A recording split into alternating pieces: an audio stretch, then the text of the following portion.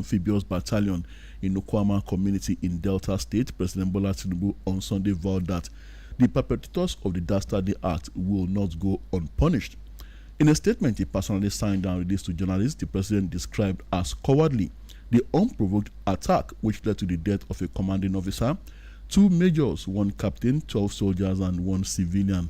Now, joining the Nigerian military and well-meaning Nigerians in grieving the dead, Tinubu declared that any attack on the military is a direct attack on the nation. He revealed that he has granted the Defense Headquarters and Chief of Defense Staff full authority to bring to justice anybody found to have been involved in the wicked act.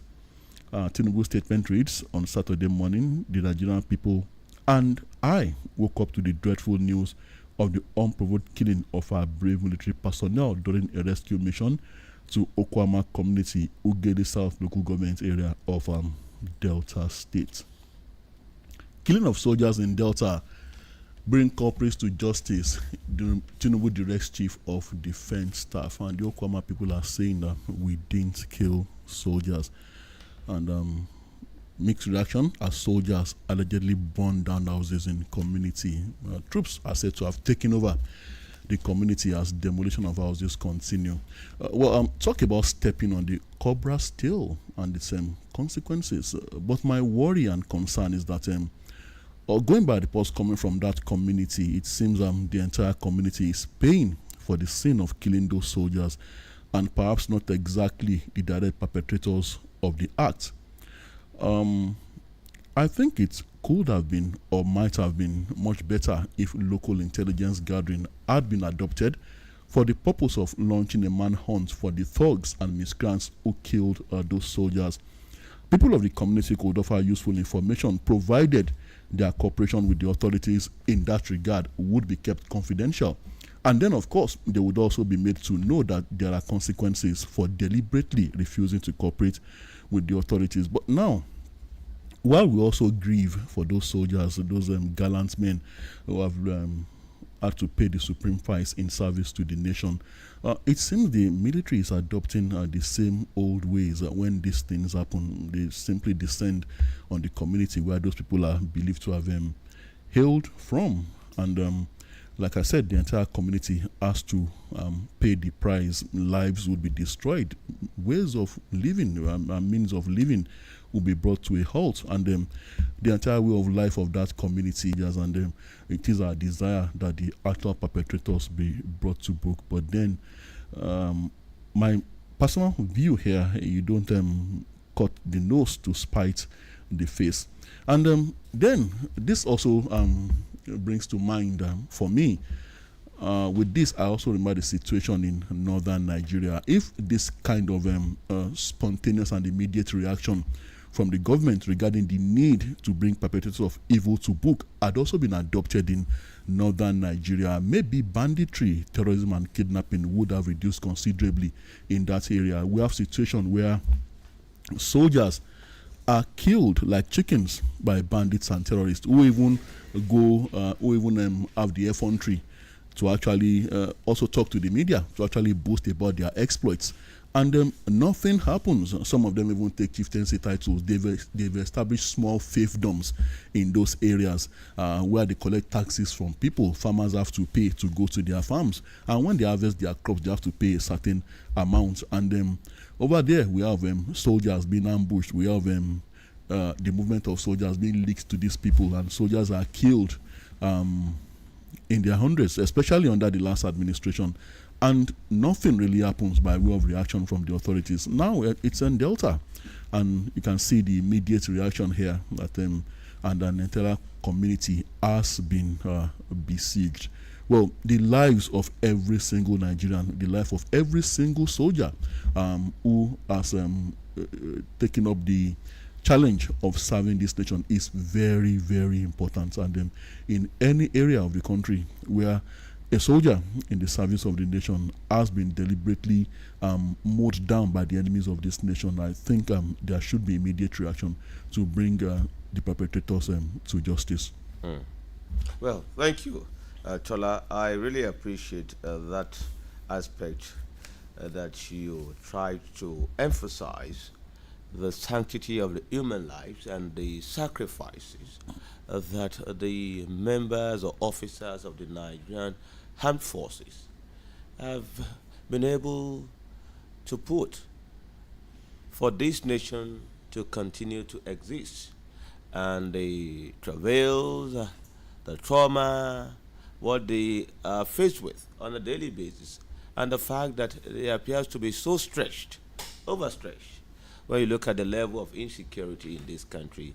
And these are a set of people that we should accord deserving respect, that we should guide jealously, that as ordinary Nigerians and patriotic ones, we should give them what is required, the moral support, the spiritual support, and the encouragement so that they can have that morale booster to continue to defend the territorial integrity of this nation and protect us all, especially the law-abiding ones. So it's highly condemnable when you have soldiers being waylaid, killed, ambushed, irrespective of the part of the country that such onslaught or attacks is occurring.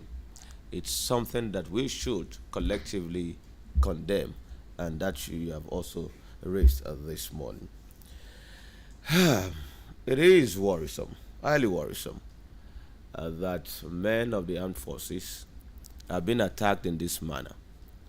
And unprovoked, they've been, when you reflect on the Delta killings, they went there to that community to rescue someone who was allegedly abducted due to communal rivalry, so to say, a clash or altercation between two communities, neighboring ones. And one person was alleged to have been abducted, so they went there to rescue that person. But unfortunately, they were trailed, murdered in cold blood, even when there was no provocation or aggression from these soldiers on those communities or that particular community. That is barbaric, and we condemn in its strongest term. But having said that, you raise just a position within the occurrence in the northern part of the country, especially when it involves the armed forces or members of the security apparatus of this country, and what happens down south, and the promptness or the action, the level of action devoted or response when it happens up north, and when if it happens down south, it doesn't really gels with those who are in the south, and it's like a selective reaction or selective level of promptness in reaction, and the level at which they react and the extent of the reaction also differs. Well, I may not want to subscribe to that submission totally, but there are elements of truth in that, but we should not amplify that now. We shouldn't amplify that. You know, the Niger Delta has a history of attacks on armed forces or those whom they see as restricting them. The attacks in the north are worse. I agree. I agree. And you know, well, when you look at what prompted those attacks, initially in the southern part of the country, especially the south region of this country, it has to do with resource control. What they believe God has given to them. There seems to be, the not even seems, they had a goose laying the golden egg that appears not to be benefiting from that egg that they are laying. If you look at the level of devastation and neglect in the Niger Delta region precisely of this country, I've been to most or all of the Niger Delta region, even the creeks, and I saw for myself the level of backwardness. The water they defecate in is what they also drink, what they use. The environment is nothing to write home about. You see poverty, you see penury, you see neglect, complete one, disconnected from life and even the mainland. No electricity, nothing. And in the midst of that, you will see the oil rigs and you see the oil companies in their own confinement, with electricity, with the best life, with everything you could imagine, even in the creek there. And there is this disparity On the other side, you see good life. On this side, nothing to write home about. It's that worse. But having said that, they agitated for resource control. They wanted to control their things. They wanted a fair share of that resources, and that prompted the militancy in that region.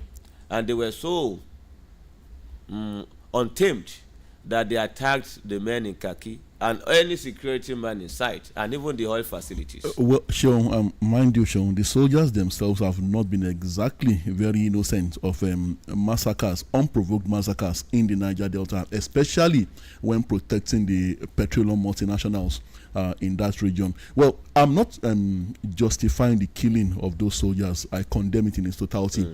But then those youths could have been reacting to previous incidents where the soldiers too might have done some level of wrong, but then because I refuse to believe that it could just be they could just have launched an attack just like that. Previous incidents, you say, but how recent are the previous incidents? But then it is condemnable, the killing. Completely. Totally condemnable. Yeah. So there is this, and some will say there is a justification for that attack. For them to request for a fair share of their resources. And the government, one way or the other, through our amnesty program, through this, through that, they've been able to control that anomaly and atrocity in that region. And they've given 13% derivative, the NDDC and other commissions on intervention. That never government gets to the ordinary people. That is the problem. So there are reasons for agitations to emanate in the Niger Delta. And to continue. So there are level of provocations. It may not be from the military. It could be from their own government and the federal government and those whom should protect them and give them good life. So the aggression is always there.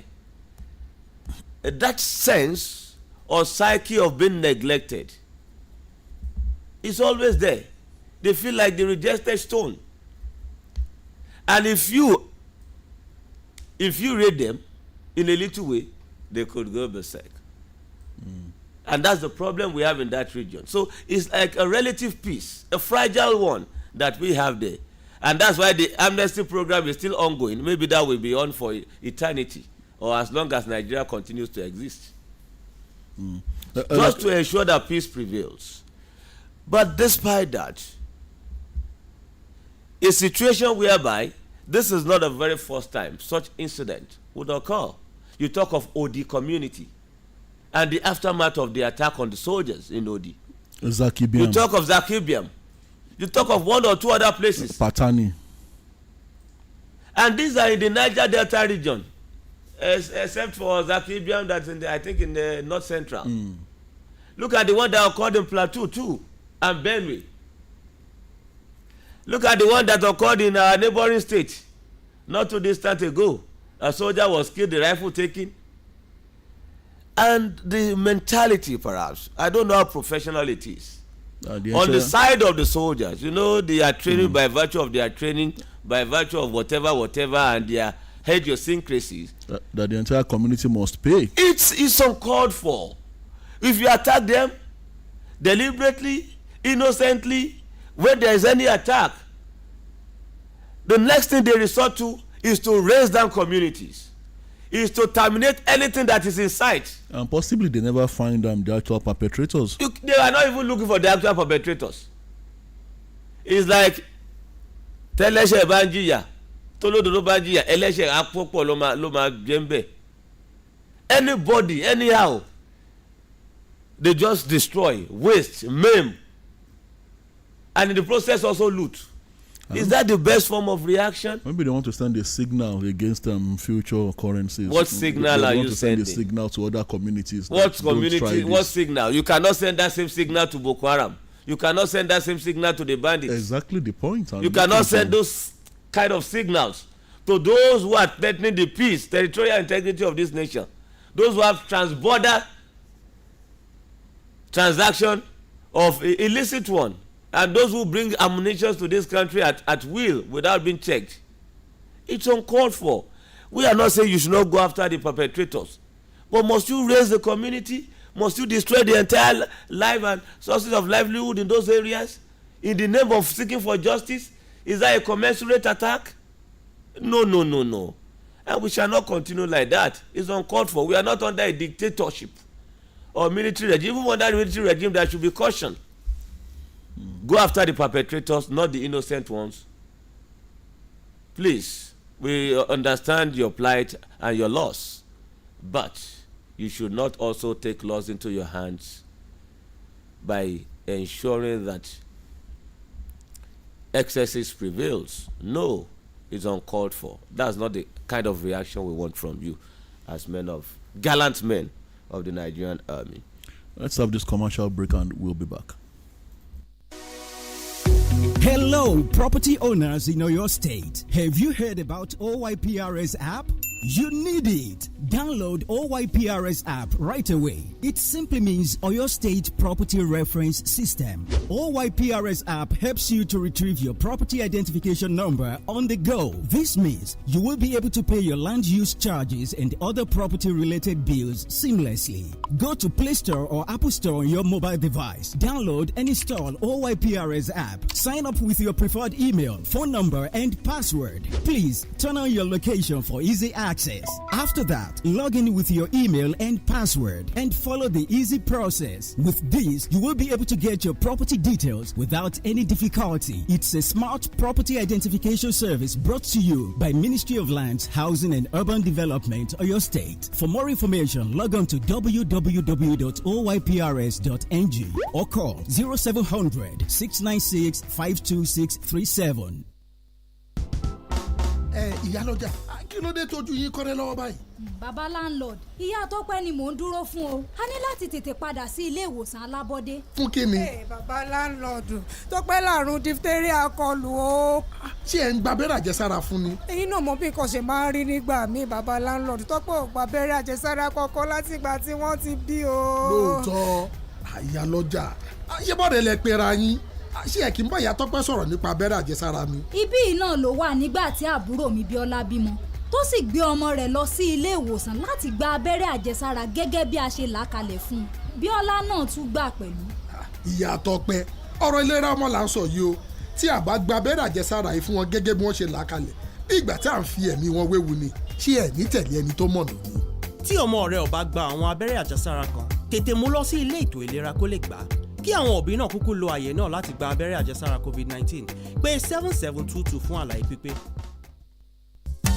Mo ti ní tẹ́lẹ̀ kì í ṣogún ìní o. Tí o bá ní ìlà Glo kankan tí ò tí ì sopọ̀ mọ́ NIN rẹ, àǹfààní ìkẹyìn rèé fún ọ láti sopọ̀ kí wọ́n bá bàa di ìlà rẹ. Bẹ́ẹ̀ ni o, àjọ Nigerian Communication Commission NCC ti sọ pé tí o bá tí ì so NIN rẹ pọ̀ mọ́ ìlà Glo rẹ, wọ́n máa di ìlà rẹ ni o. O sì ní ìkànsíra ẹni mọ́, o ní lè ṣe okòwò ọjà rẹ lórí ẹ̀rọ ìbánisọ̀rọ̀ rẹ, o ní lè pè tàbí gba ìpè, ṣe àtẹ̀ránṣẹ́ tàbí ṣíṣe àyẹ̀wò iye tó kù nínú àpò ìkówósí rẹ. Torí náà, má jẹ́ kó já ẹ kúrò. Tẹ *996# báyìí tàbí kí o rìn lọ sí ibùsọ̀ Glo tàbí ọ̀dọ̀ àwọn aṣojú tí ń ṣe ìforúkọsílẹ̀ síìmù tí ó bá súnmọ́ ọ láti so NIN rẹ pọ̀ mọ́ ìlà Glo rẹ kí o sì wà digbí lórí ìlà rẹ títí láé. Tí o bá sì ní NIN, kàn lọ sí ọ́fíìsì NIMC nítòsí rẹ láti ṣètò tiẹ̀. Rántí, ọ̀fẹ́ ni ìforúkọsílẹ̀ síìmù o. Glo Unlimited.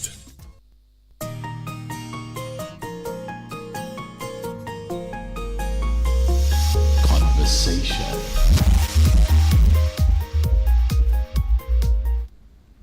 Right to our back and it's still conversation. And a deep reflection, Tola, on the level of insecurity in this country. The audacity that some have to attack the gallant, ever gallant, I want to believe, men of the Nigerian army. Gone are the days where you see an army officer, soldier, and you shiver. You look at him as a god or demigod. You dare not talk to him anyhow. You dare not attack him. We revere them. We respect them. Well, maybe some of us still have such dread for them. But some don't. And if you look at some parts of this country, some have alleged that some of these people are naturally violent or aggressive. You talk of some places in the Niger Delta and even the northern part of this country that they don't respect anybody in khaki. But the implication of this You look at happenings in the northern part of the country, proliferation of small and even sophisticated weapons, light arms and sophisticated weapons in the hands of non-state actors. You go down south, the south-south region, warlords, they call them repentant militants. Some of them are still, publicly displaying ammunition, chanting, singing. And look at what happened in this community, Delta community now. It tells you that, look, ammunition still abound in this country in the hands of those who should not have it in their possession. And we have fragile peace. Look at the southeastern part of the nation. The agitation for secession is ongoing. Many have ammunition and rifles there. Perhaps the only region that is more peaceful is the southwestern part. And we have our own security challenges too. So we appear to be sitting on kegs of gunpowder, already exploding in different forms. And the government must do the needful. They should go back to the drawing board, re-strategize on how to nip insecurity in the board and change the narrative for good so that we can have sustainable peace in this country. Well, I'm seeing here a kind of a narrative with the Okwama people own side of the story, and this kind of indicates that the military, the army, might also not have been completely innocent of whatever led to the killing of those soldiers. It is contrary to reports that the massacre of the soldiers was the handiwork of some youths from Okwama. Indigents of the community have denied the allegation. They allege that some civilians in the community were killed on Thursday and Friday by some persons wearing army uniforms who they alleged invaded the community. An indigent of Okwama community, Onajite Idiporo, in a chat with journalists, said the men who invaded the community with a security gunboat burnt some houses in the community. As soon as our chairman was identified, the men said they were taking him to Bomadi for questioning. But the community women resisted the approach because Okwama is under Ugiri South local government area, and the chairman did not commit any crime, neither the community, to demand military invasion. Said the men started shooting, killing 2 persons instantly, and injuring many persons before driving away, he narrated. Idiaporo said that after the first shooting, residents of the community, especially the men, began to flee for safety. Well, you however called on President Tinubu, Governor Oborevori, and the Chief of Army Staff to immediately halt the invasion of the community and set up a panel of inquiry to unravel the true killers of the soldiers. In the name of not wanting to be called cowards, that doesn't mean you should take laws into your hands. Yes, I said about how some people are naturally aggressive as alleged or violent. They don't take nonsense. And that's the tag, that's the phrase. Could they be taking the law into your hands or wanting to defend yourself? Is that the best form to defend yourself? Is that the best way to defend yourself? Because they seem to be claiming that the soldiers were the first aggressors, well, according to their story. Tola, proper investigation would unravel what actually transpired. And now that they have defended themselves by killing 16 people, they are facing the consequences. Yeah. So can't they defend themselves when the houses were raised? How many defense mechanism or fortification have they deployed when the soldiers came in full force on reprisal? Devil sleep jejely, you go wake them up. If you're seeming aggressor, if you understand that your aggressor is so powerful, you can't just withstand that force of your aggressor. It's either you beg or you go seek for help somewhere else. You went there to wake the aggressor that you knew you had no capacity to deal with, and the aggressor came with full force, with the full soldiers. You are now running extra scatter. You should have known. Learn from history. Zakibia. Government recovers 6.1 billion naira from arbitrary port charges, import and export fraud in 5 years. Saves 33.1 billion naira from demurrage freight charges. And stakeholders raise concern as Nigeria's inflation rate rises to 31.70%. And we also have this one. Afenifere falls Tinubu on others farmers clash. President Tinubu. I guess that's about President Tinubu's suggestion that communities in different parts of the country should cede land for the establishment of ranches. But then, while the president might mean well, but then I also think that, like I said before, towards satisfying or pacifying the herders. What about the farmers themselves? What about the interest of the farmers? And going by the antecedents of these herders, no community would trust them. No one would want them to have an enclave within their domain, going by their past antecedents. And I also always say, being a herder is a form of business. Being a farmer too is a form of business. So if I'm rearing chickens and I need feeds from my chicken, do I go invading a feed mill and start claiming that you have to give me what you have produced to feed my chickens, instead of me taking my money there to go and buy those feeds? So, and another question I always ask you, the nomads, those herders, they come from a different part of the country, and if not for what Boko Haram and banditry has wreaked on agriculture in those parts of the country, agriculture is really thriving in that particular part of the country. You see acres and hectares and hectares of greenery when you go to those areas. Yet, these herders don't cause any trouble in those areas. You see massive irrigation, yet they don't drive their cows into people's farms. They prefer to travel down south and begin to cause trouble. And I wonder, why is this? Even from Futa Jalon, where they are said to have come from, you don't hear them making any trouble in those areas. And it is here that they want to have ranches, that they want to have grazing routes, that they want to have grazing reserves. So, well, I guess Afenifere might be right to be faulting President Tinubu. If you are seeking for justice and you want to rationalize everything, and you are asking these questions, we may not find solutions, lasting one, forever.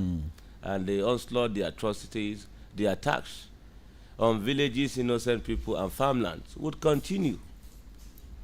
So, if you have someone who is perceived to be stubborn or irredentist in his approach that is criminal or detrimental to peace, what you have to do is, like the old Bible say,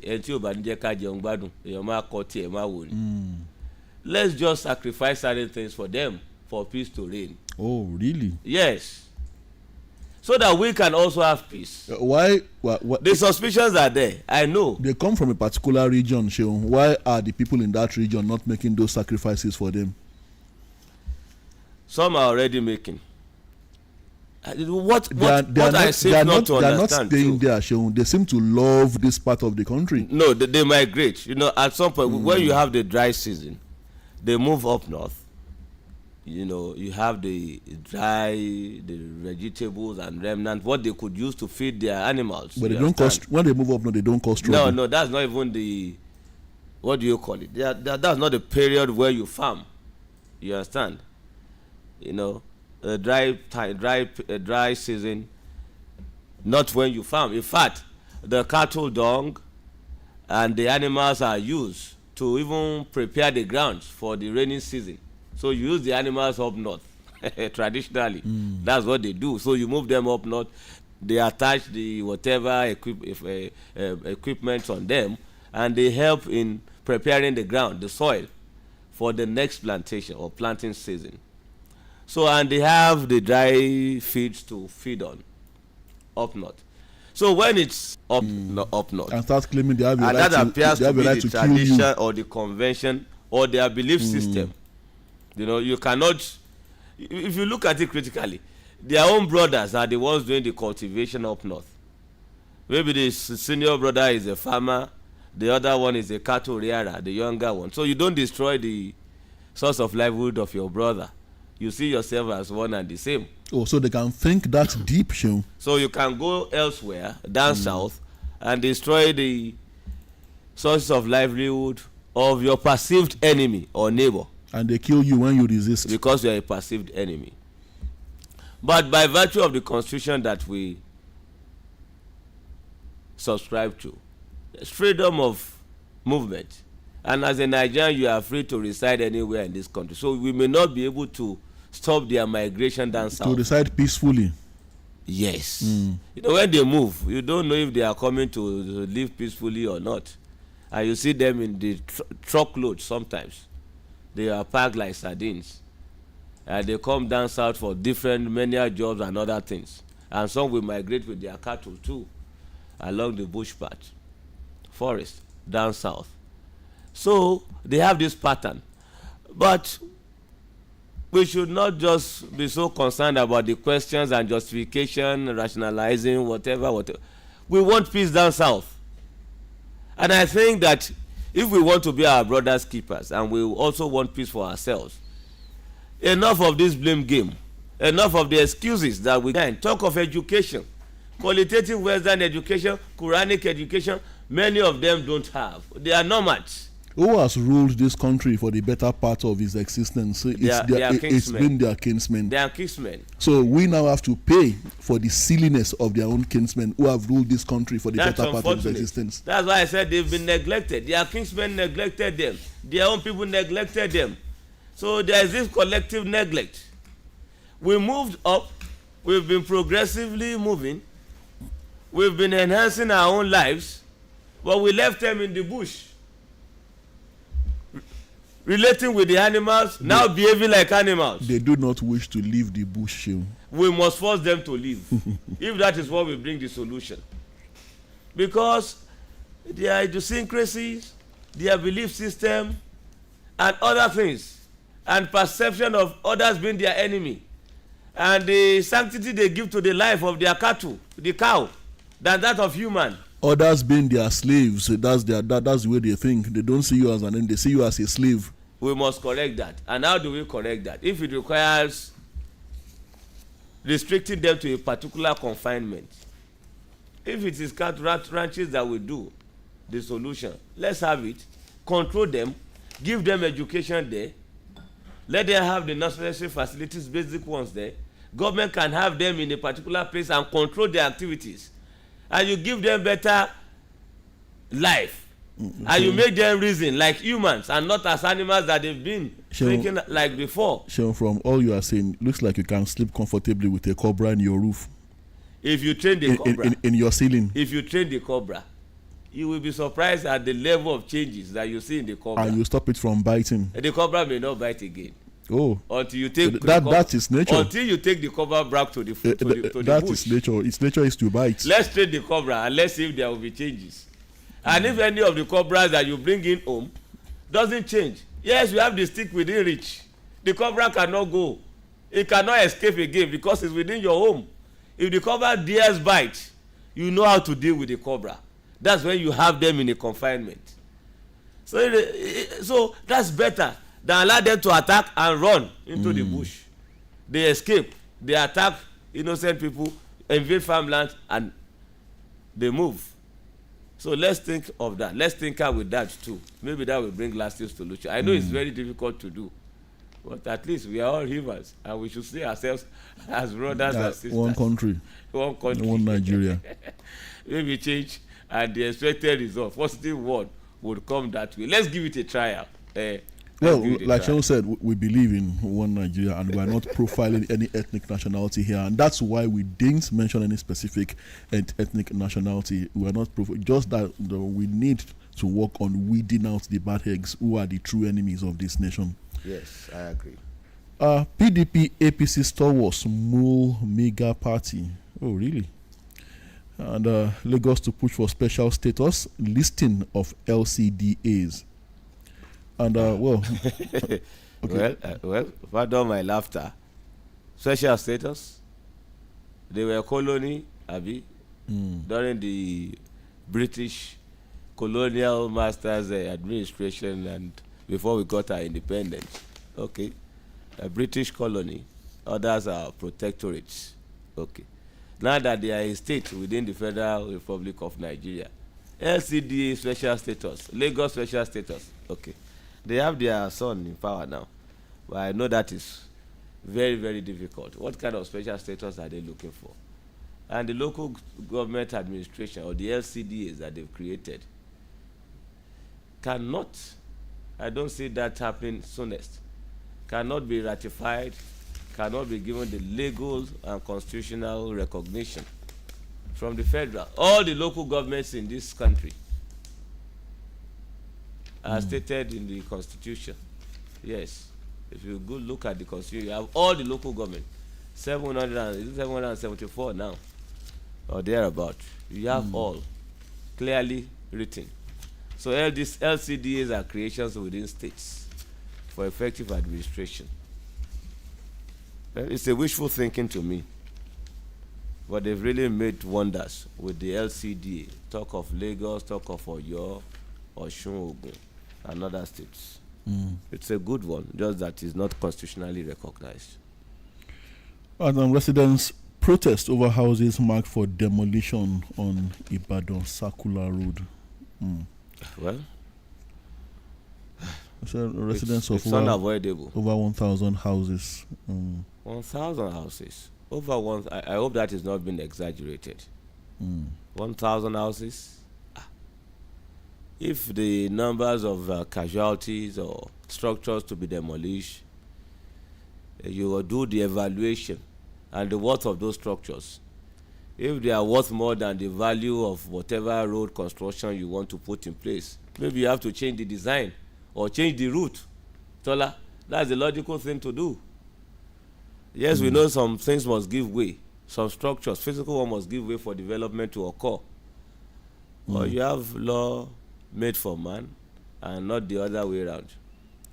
Well, the affected persons are saying that they are happy with the construction of the circular road, but they're saying that the pains of the 500 meters right of way are unbearable. They are saying that some of them are Okada riders, artisans, and widows, and where do we go from here? But then the state government has been responding. The State Commissioner for Lands, Housing and Urban Development, Williams Akinfumilayo, has assured that the affected houses that fall within the corridor of the circular road will be enumerated, while the owners will be duly compensated. But well, the others became worried because according to them, they suddenly saw bulldozers in the area, and the bulldozers are very much ready to move into action. They said over 600 houses are earlier been demolished that fell within honor and local government axis of the project. But the assurance is coming from the government that those affected will be compensated. One should come first. You don't put the cart before the horse. The enumeration should come first. Proper information to tell them they know. Or some of them are just recalcitrant. They knew of what will befall them, but they will just stay put. Some will hurriedly go and even erect those structures in the name of wanting to get compensation. It's fallow land before, when they realize that the circular road will pass through this area. Let's go and have the structure there, so that when they demolish, we get compensation. It's not the best thing to do, but at least they should have proper information. The remuneration should be done. Compensation will be given. I believe the state government will do that in conjunction with the contractor handling that project. It's a project that is highly deserving, and that will change the economic, fortune of the state and the city in particular. I mean Ibadan. The circular road, it will be a dream come true when completed. PDP urges federal government to immortalize late Olubadan. Rivers government dissolves revenue, other tax forces. Now, there's a story here, let me take this one first. Federal government promises to end estimated billings, flags of mass metering across army formations. Across army formations? Army formations. I mean Nigeria as a whole. They said army formations. Maybe they want to start from there, maybe later extend to other Nigerians and our homes. Okay, this particular one, and the story seems to give leverage to perhaps some or an aspect of the allegations raised by Senator Ningi regarding budget padding and inconsistencies in the budget. It says strange discovery in budget 2024. Office of the Secretary to the Government of the Federation to build palace in Rivers, train women in aquaculture in Imo, and Information Ministry to train farmers in Ebonyi, supply laptops in Oshun. Now, who is going to own the palace? Is being built for whom in Rivers, and the office of the SGF training women in aquaculture. I knew more Ministry, would come. training It's like farmers. opening the can of worms when they suspended distinguished Senator Abdul Nengi. Strange allocations. They call it strange allocations. And you say strange allocation. Is this the first time we're having strange allocation, frivolous allocation? And I told you the other Where time. is the Ministry of the Agriculture? So the office of the AGF is going to train women in aquaculture. You see the shenanigans and frauds that occurs on a yearly basis in the name of budget presentation and ratification, and you wonder what is being scrutinized by the National Assembly. You wonder what they have ratified, even in the past. Is this the way to run a government, to run a nation? So it's like paddy thing. You want to steal. I know you want to steal through this means. Okay, Ministry of Information wanting to train whatever on agriculture. Is that within your purview? Seun, you've not heard anything, no? Other strange projects discovered under the SGF's office include light-up projects in Wushishi, Niger State, at the cost of 100 million naira. Yes. Supply and installation of solar street lights in Chibok, Borno State, at another 100 million naira. Yes. The sum of 150 million naira for the provision of street lights in Imo West Senatorial District, training and empowerment of 100 women in aquaculture in Imo West Senatorial District at the cost of 50 million naira. The office of the IGF is also going to construct classrooms. I read already some of the revelations that you are telling me now or telling us. In fact, it's been alleged that they wanted to get us get a particular community a borrow at the cost of 180 million naira. A borrow, I don't know, maybe that borrow is automated and it will be the ones to, I don't just understand, in this same country. And that's the problem. Fraud. The ministries will come with figures, projects, and they inflate the price. That is corruption. And you want the National Assembly to ratify when they also discover these discrepancies. They say, yeah, come, I beg. Come and do budget defense. This place, this, that, you want to steal, you want to do this. Okay, what is our own percentage? Okay, we will let this pass, but we also had our own. Maybe that's where the 3 trillion naira addition came through or came from. So it's like, who is the best thief or who steals the more? And they cover their tracks until revelation like this occur. And they also foolishly justify whatever nonsense they've ratified. As if we are not living in the same country or we don't know the worth or value of projects. And they inflate and defend. It's uncalled for. Corruption everywhere. This is the information Senator Nengishu could have put forward when he was making his defense. Unfortunately, if he had done this, he would have extended his suspension to a year or 2 years. Let's have this commercial break. When we're back, we open the phone lines. Oga Greg, you want to buy cough medicine again? Why haven't you gone for a test like I advised? Test? Oga, this cough, you need to check am o. When I had a bad cough that refused to go away, I went for a test and discovered I had tuberculosis. I was tested and treated for free. Now I'm fine. Solomon is right, Oga Greg. Check am o, make you dey sure, because who no go, no go no. Check that cough for tuberculosis. If your cough is more than 2 weeks, it could be tuberculosis. TB test and TB treatment are free. Just call the National TB Hotline on 3340 or dial *3340# for more information. This message is brought to you by the Federal Ministry of Health with support from the American people. Madam Naija, why is time for you as foreigners put your face like this? Oga landlord, na Mama Ruth I dey wait for so, we suppose rush go back health center. For wetin? Oga landlord, Ruth don get diphtheria o. How e take happen? Shebi even dey go immunize am now. Since I born Ruth, she never collect any immunization. You say? Hi, Madam Naija, shey she be your friend, you no tell am.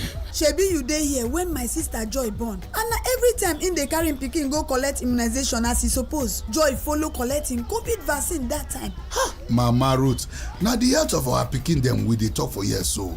For them not to collect this immunization at all as e suppose be, they put their health for danger. You no go follow who no road.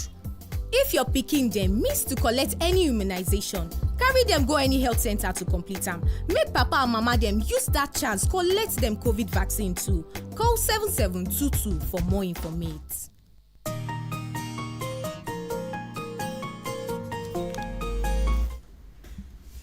All right, we're back on the still conversation. Well, it's your turn. Time to be part of conversation. 080-5500-9850. That's the number to call. Hello, good morning to you. Hello, good morning. Do well to call us back 0805-500-9850. 0805-500-9850. Hello, good morning to you. Good morning, sir. Good morning. Ojo Michael calling from Olomi Kingdom. Good to have you, Mr. Ojo Michael. Yes, God bless you.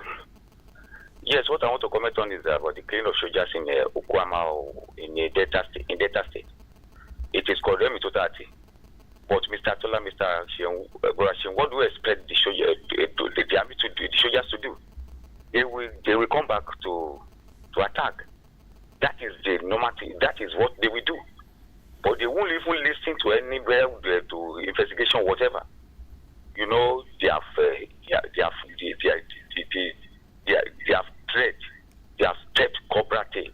So that's what I expect them to do. Yes, I want to advise callers on this station to use the time very well. It's not good for someone to use 3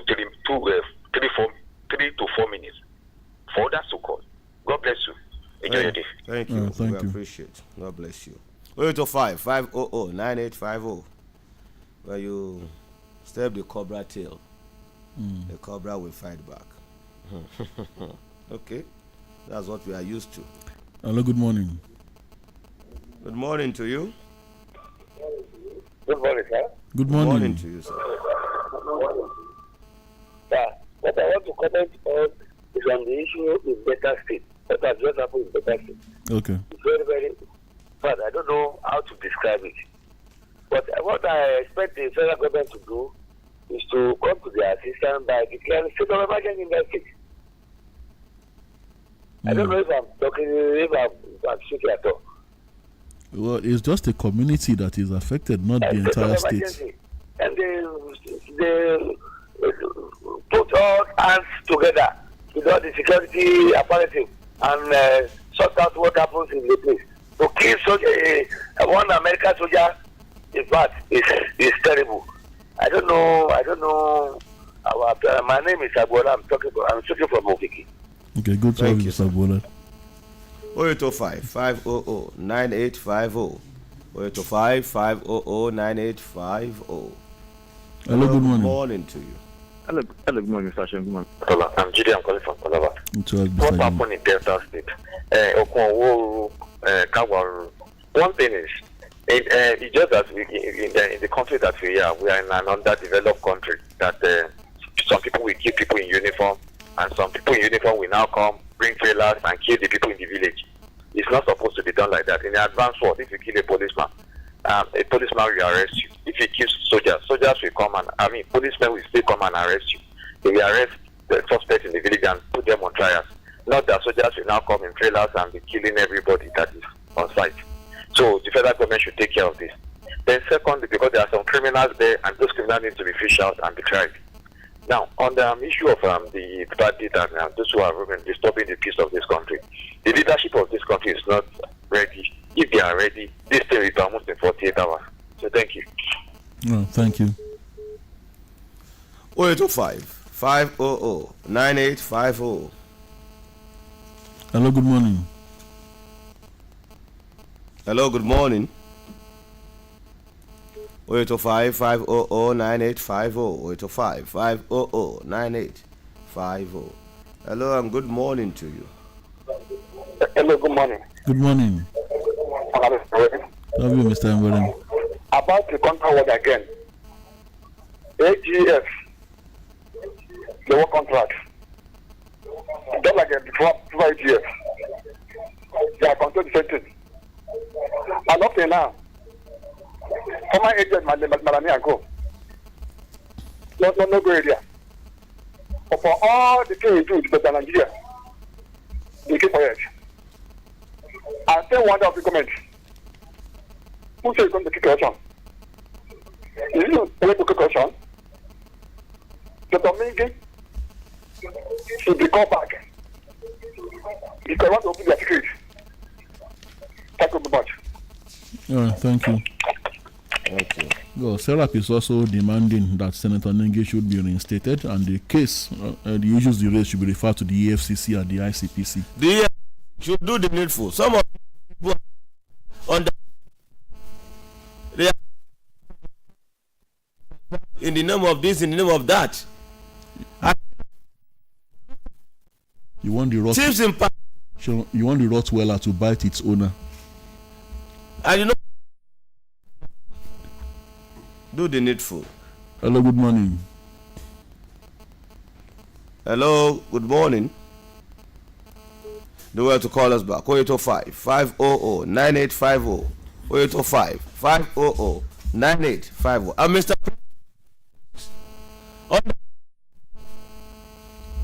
Free vote.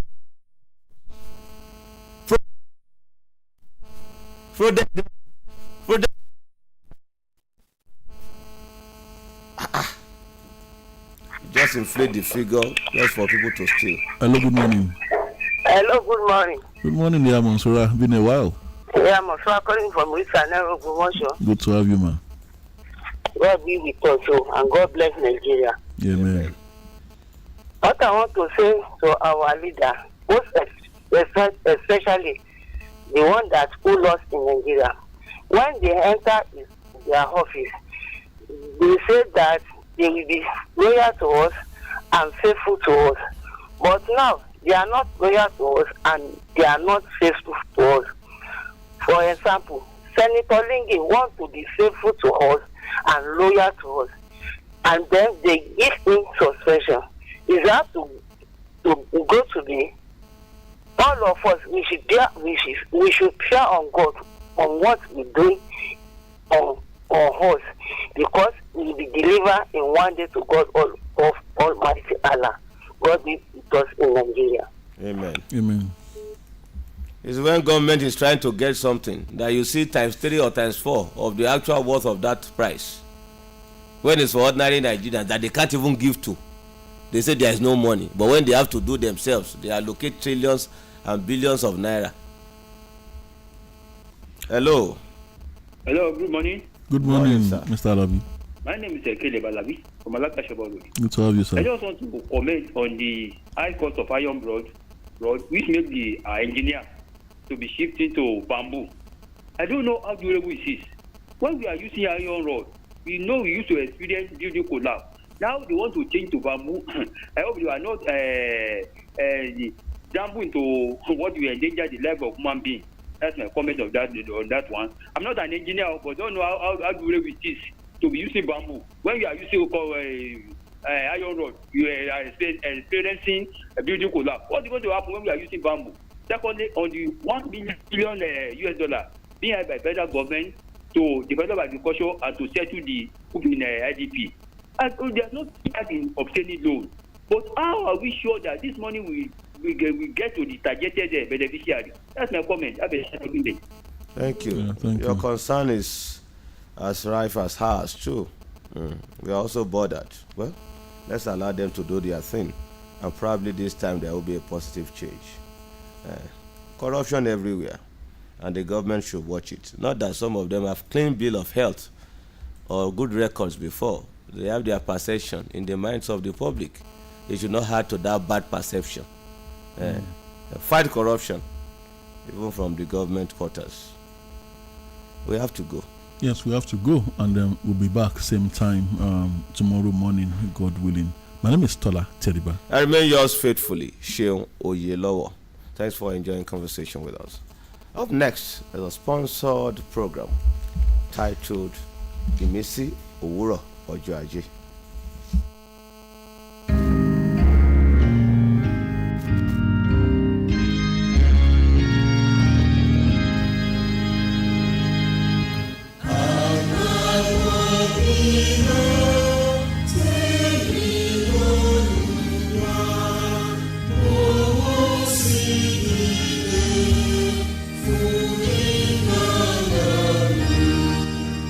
káàbọ̀ sórí ètò ìmísí òwúrọ̀ ọjọ́ ajé èyí tó ń dé sí etí gbọ̀yìn láti ilé iṣẹ́ ìṣọ̀kan ọmọlẹ́yìn Kristi United yóò mọ̀ wáyé lọ́jọ́ mẹ́jọ ní dédé àsìkò ìkan náà lágbára Ọlọ́run.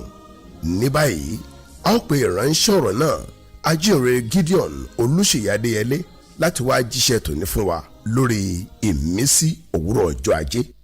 Ògo ni fún Ọlọ́run lókè ọ̀run àti ní ayé àlàáfíà. Ìfẹ́ inú rere sí gbogbo àwọn ènìyàn tó ń gbọ́ mi láàárọ̀ yìí.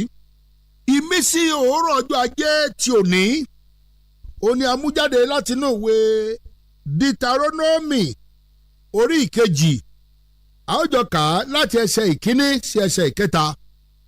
Dítarónómì orí ìkejì láti ẹsẹ̀ ìkíní sí ẹsẹ̀ ìkẹta ó kà báyìí pé nígbà náà lé àwa padà àwa sì mú ọ̀nà wa pọ̀n lọ sí aginjù lé ọ̀nà òkun pupa bí Olúwa ti sọ fún mi àwa sì yí òkè Séírì ká lé ọjọ́ púpọ̀. Ẹsẹ̀ ìkejì Olúwa sì sọ fún mi pé ẹ ti yí òkè yìí ká pẹ́ tó ẹ padà sí ìhà àríwá. Ẹ̀yin àyànfẹ́ ní ìjẹ́jọ́ ni a ṣí abala kan nínú àsọyé òfin Ọlọ́run. Mo fi Ọlọ́run bẹ̀ yín ohun tó lè burú náà tẹ́ ẹ ṣe ni pé ẹ má pè mí sí ìkórè yín ẹ má sì invite mi sí orí òkè yín tí ìṣòro tí tàbí ìsọtẹ́ ń sọ ṣùgbọ́n a gbọ́dọ̀ sọ àsọyé òfin ìfẹ́ Ọlọ́run ló ń jẹ́ bẹ́ẹ̀. Kí ni Olúwa fẹ́ fún ìjọ rẹ̀ gan? Bẹ́ẹ̀ ni ẹgbọ́n tí Bíbélì sọ fún wa ní èyí tá a kà lẹ́ẹ̀kan yìí. Mo fi àkórí tòní pé ọjọ́ wo ni ẹ ó ṣíwọ́ lépa òkè arákùnrin rẹ? Ọjọ́ wo gan lẹ́ẹ̀tọ́ ṣíwọ́ lílépa òkè arákùnrin rẹ? Kò sí kí n mọ́ bí àṣà bàbá wa lórílẹ̀‐èdè kan ó ní kò sí kí n mọ́ step on toes. Bẹ́ẹ̀ ni stepping on toes ni pé kò sí kí n mọ́ fẹsẹ̀ kọ lára rẹ kò sí bá a ṣe lè ṣe é. Ìdí ni pé Ọlọ́run tó ní ayé àti ọ̀run la gbàgbọ́ òun ló lórílẹ̀‐èdè yìí òun ló sì ní gbogbo àwọn tá a kó sínú ìhámọ́. Bẹ́ẹ̀ ni nítorí pé gbogbo tí a pè ní ilé Ọlọ́run tá a pè ní ibi ìpéjọpọ̀ Ọlọ́run tí àwa Kìrìsìtẹ́nì jókòó tì ìyẹn àyànfẹ́ ó mọ̀ ti di bá mi o. Bẹ́ẹ̀ ni a sì gbọ́dọ̀ jọ sọ àsọyé yìí ká bá lè ní ìgbésẹ̀ titun àti èròǹgbà titun fún ọdún ajá ni. Bíbélì sọ fún wa wípé lẹ́yìn ìgbà tí Ọlọ́run sọ fún àwọn ọmọ Ísírẹ́lì ní aginjù bí àwọn náà ti wà ní ìrìn àjò ayé sí ọ̀run bá àwọn ọmọ Ísírẹ́lì ṣe wà ní ìrìn àjò láti Jíbítì ṣe Kénáánì àwọn náà wà ní ìrìn àjò láti inú ayé yìí ṣe Kénáánì tiwa ti ọ̀run níbi tá a ti retí ìpadàbọ̀ Jésù Olúwa. Ẹ̀gbọ́n tí Bíbélì wá wí ó ní àwọn sì yí òkè Séírì ká fún ọjọ́ púpọ̀. Ta ni wọ́n pè ní Séírì? Bẹ́ẹ̀ ni ẹni tí wọ́n pè ní Séírì ní bíi ó ní àwọn orogún àwọn ọmọ Ísírẹ́lì. Bẹ́ẹ̀ ni àwọn ọmọ Ísáù àwọn ló wà ní òkè Séírì. Ìgbà tó dé òkè Séírì wọ́n wá rí báwọn kèfèrí ti ń ṣe ètò ìjọba. Wọ́n rí bí wọ́n ṣe ṣe gbogbo létòlétò ètò àlàáfíà ìlú ètò ààbò ìjọba wọ́n ṣe mọ odi wọ́n wá jókòó tì í. Mo gbàgbọ́ pé ara nǹkan tá a máa wí ni pé Ọlọ́run kí ìjọba tiẹ̀ wa náà tiẹ̀ dàbí irú eléyìí. Ọlọ́run káà náà tiẹ̀ nílùú pírẹ́sídẹ̀ntì bí irú eléyìí. Ọlọ́run káà náà nílùú gbogbo rẹ̀ wọ́n ṣàjókòó ti òkè Séírì. Ẹ̀yin náà sì mọ̀ pé Ísáù Jákọ́bù àti irú ìran rẹ̀ ló bá yí ẹ̀jẹ̀ àti ìyá wọn. Bẹ́ẹ̀ ni ṣùgbọ́n nísinsìnyí báyìí ẹ̀yin Kírísítẹ́nì náà ti pẹ̀lú ara yín ní irú ọmọ Jákọ́bù.